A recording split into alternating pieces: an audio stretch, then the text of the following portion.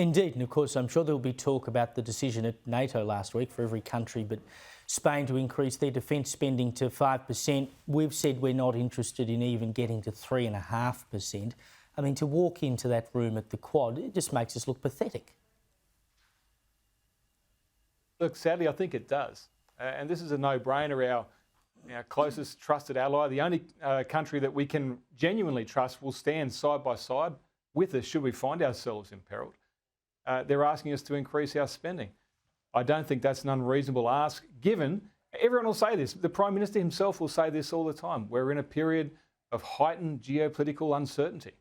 Surely the correct response for us, without the US asking us to do so, is to increase our defence spending to be ready. We've seen the Ukraine gives us an incredible example of what's happening in terms of technology change in defence. We've gone through a time where we have drone warfare. Now we've got anti-drone warfare. The world's a changing place rapidly in defence. We need to be making those investments to make sure that I think we can look our allies in the eye and say we're carrying our fair share.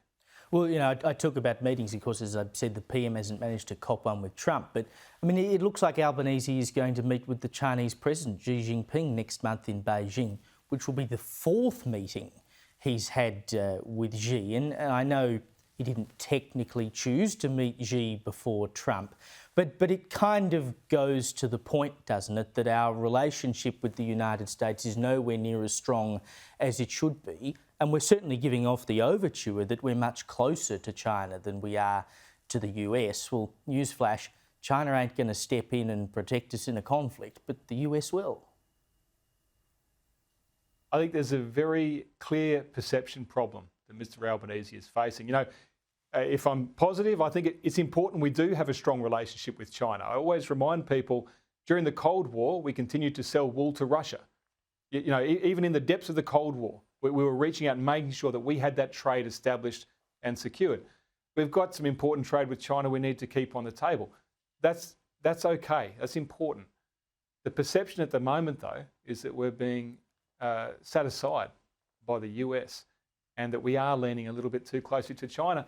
And when we see the Chinese ambassador come out and tell us we shouldn't be increasing our defence spending, and in that particular argument, we're siding with China and not the US, goodness me, it looks bad. It looks very, very bad. And I think we need to be making a very clear demonstration that we sit right beside the US, that they are our ally. And we do so because that's the right thing for us, not because the US are leaning on us, because it's our choosing. It's what we want and what we understand is best for the Australian nation. Well, yes, and we believe in protecting ourselves. You'd think that'd be a pretty basic thing, but hard to get through their minds, it would seem. Garth Hamilton, thank you, mate, for joining me as always.